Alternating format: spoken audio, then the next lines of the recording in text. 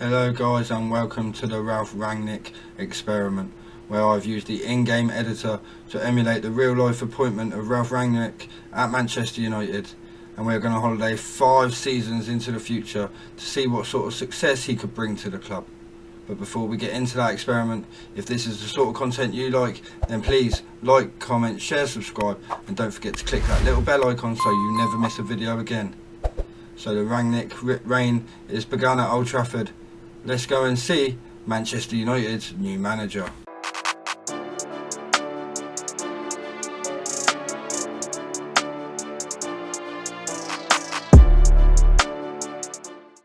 So as you can see, Ralf Rangnick is now Manchester United manager, and looking at his profile, he has all the attributes that fit the bill perfectly for a manager of a club like Manchester United. But every fan I've spoke to agrees with me when I say it's those traits that he has that makes him not your typical pick for Manchester United. I mean, he likes to play counter-attacking football for a start, he uses an intense press, and he tends not to sign high-profile players. These 3 things that you expect to be guaranteed in a manager of a club like Manchester United. Now this leads for an interesting experiment as we see how Ralf Rangnick's reign at Old Trafford starts as we get on and simulate Season 1. So I'll see you in May 2022. So Ralf Rangnick's first season in charge of Manchester United is over, so let's go and see how he got on. And in his first season in English football, Ralf Rangnick has won the English Premier League. United finished first, 2 points clear of Liverpool in second to be crowned English champions. He has in fact done the double in his first season as Manchester United boss, beating Chelsea 1-0 at Wembley to claim the FA Cup. This is starting out to be a successful era for Ralf Rangnick at Manchester United. But it wasn't to be 3 out of 3, as United were dumped out of the Carabao Cup in the 4th round after a 3-2 loss at the Emirates Stadium versus Arsenal.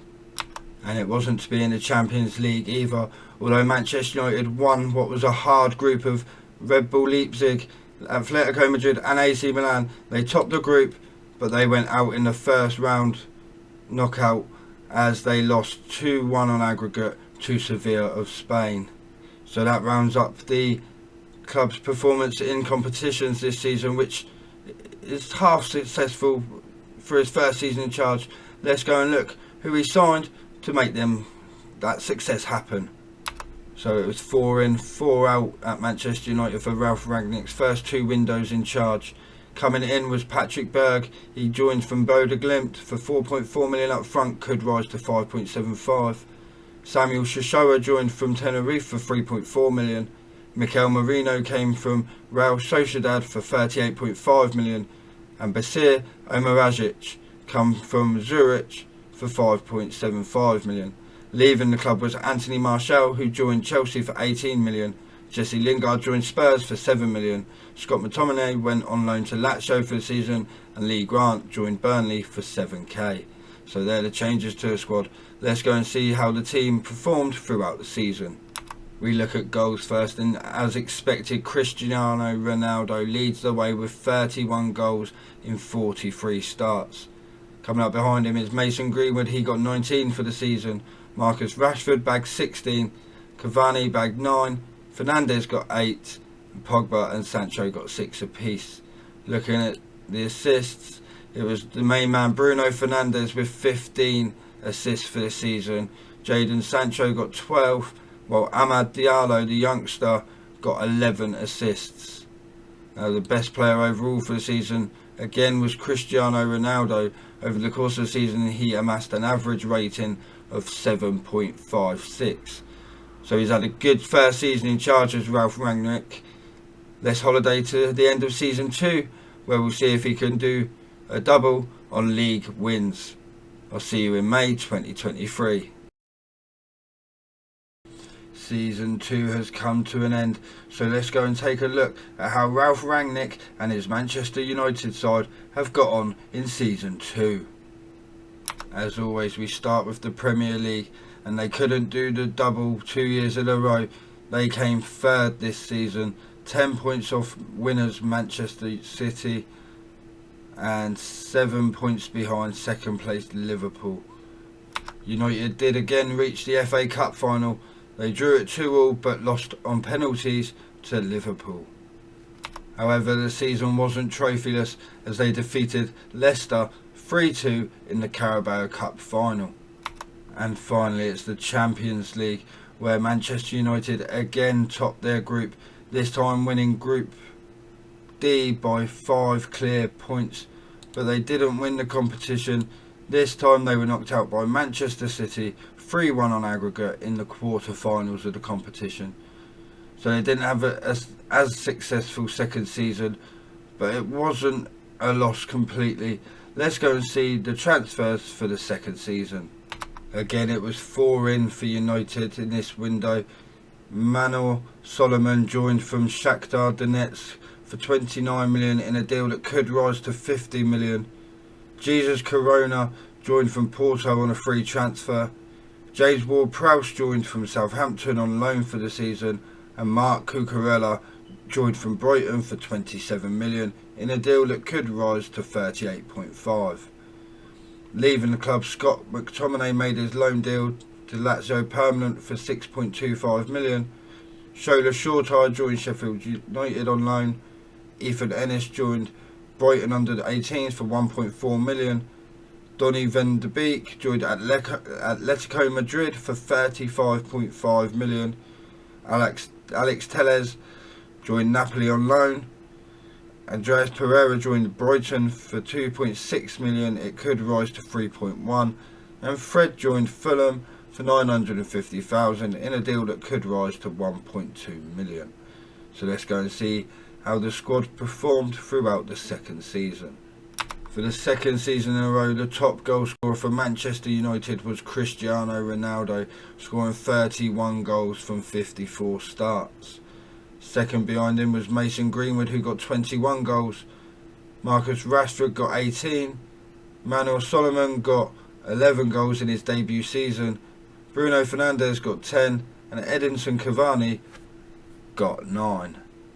Leading the assists again was Bruno Fernandes with 22 assists.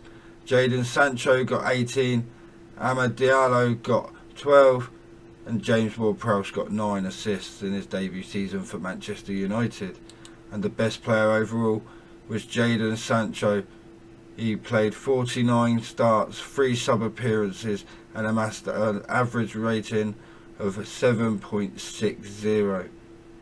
So not as good a season as season 1 for Ralf Rangnick at Manchester United.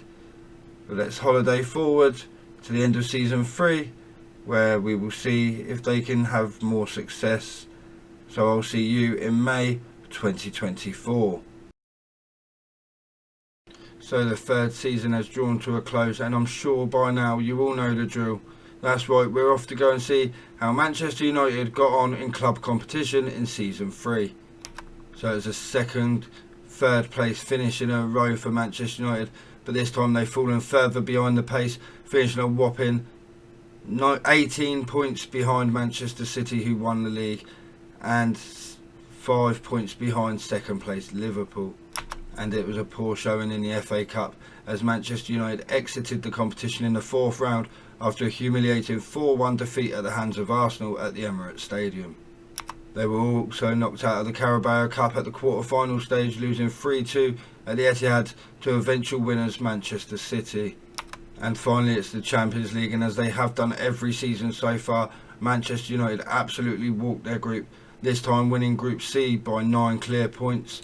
But they were to go no further than the quarter-finals, where they lost 3-2 on aggregate to Atletico Madrid. So that rounds up the club competitions this season. They haven't built on their success so far, but let's go and see who they signed ahead of season 3. So just after season 3 ended, Manchester United splashed out a whopping £96 million up front to sign Barcelona star Frankie de Jong. This deal could eventually rise to £141 million. Also coming in at Old Trafford was James Ward-Prowse, making his loan permanent for £23 million from Southampton. It could rise to £32 million. Brian Pereira coming from Racing Club on a free transfer. Jacob Kaminski joined from Lech Poznan for 3.9 million up front, could rise to 5.5. They spent 37.5 million pounds on Marcos Senesi from Brighton, and Jarrod Bowen joins from West Ham for 43.5 million, could rise to 68. So Alex Telles, Isaac Hansen-Aron and Axel Tuanzebe all left Manchester United to join Napoli. Willy Cambrala joined Brighton. Luke Shaw signed for Barcelona in a £49 million deal. Brandon Williams joined Real Betis for 3.4 million. Patrick Berg went on loan to West Brom. Amad Diallo joined Juventus for 39.5 million up front, could rise to 63. Dylan Levitt joined Lyon. Victor Lindelof went to Arsenal for 30.5 million. Aaron Wan-Bissaka joined Dortmund. Facundo Pellistri joined Lyon on loan, and Shola Shortar went on loan to Barnsley. So that's all the transfers ahead of season 3. Let's go and see how the squad performed overall throughout season 3. And we have a new top goal scorer at the end of season 3, Mason Greenwood, 49 starts, 27 goals. Marcus Rashford just behind him on 42 starts, 24 goals. Bruno Fernandes got 11. Cristiano Ronaldo fell off the pace a bit this season, only scoring 9.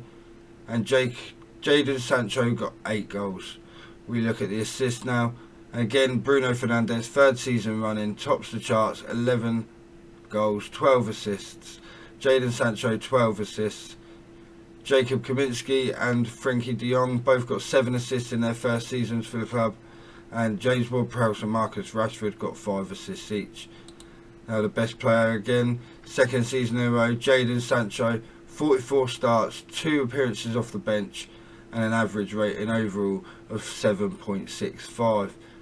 So they stayed pretty much the same for 2 seasons in a row now. Let's go ahead and simulate season 4 and see if Ralf Rangnick can improve on these third place finishes. I'll see you in May 2025. The end of season 4 is upon us, but before we go and review anything, I have to tell you about something that happened at the beginning of season 4 that I didn't anticipate happening in this experiment at all, and that is that Ralf Rangnick left his role as Manchester United manager to take charge of the German national team. Now that kind of renders season 4 as the last of this experiment, but I didn't want to just leave it at the start of the season, so I've decided to carry on simulating until the end of the season and show you who took control of United after Rangnick left, and then show you his record as the German national team manager since he took control. So Ralf Rangnick's successor at Manchester United was none other than Carlo Ancelotti, and he finished 4th in his first season in charge, so you could kind of say Man United went a little bit backwards there after Ralf Rangnick left. So we look at Ralf Rangnick's record as the German national team manager now, and we can see after his appointment at the end of the 2024 Euros, he only lost 1 of his remaining 6 games of 2024, and that was a 2-1 defeat to Portugal. They won the other 4 and drew 1. We check 2025 now, and again he has only lost 1 game out of the 5 he's played this year, and that was a 3-2 loss in the Nations League to Belgium. They've beat the likes of Spain, Northern Ireland, they've thrashed Kazakhstan, so he's doing really well as the German national team manager. So finally, to summarise, the aim of this experiment was to see if Ralf Rangnick would be a wise appointment for Manchester United. So we look at his milestones here. He had 3 seasons in charge, he won the league, he won 2 other trophies, he won Manager of the Year, and in the end gained international recognition for his work at Manchester United. So I guess you could say, yes, he is a wise appointment for Manchester United, albeit it's only on an interim basis in real life to the end of the season, but he has agreed another role within the club. He is a good footballing man, he has a wide footballing knowledge, and I think he will really benefit Manchester United. So that is the end of today's experiment. If you have enjoyed today's video and would like to see more similar content, then please don't forget to like, comment, share, subscribe and click that little notification bell so you don't miss any other future content. You can also feel free to check out my Let's Play series with Boda Glimt. I'll stick a preview on the end card of this video, so feel free to check it out. That's all from me today, guys. So until next time, thanks for watching, take care, bye bye now.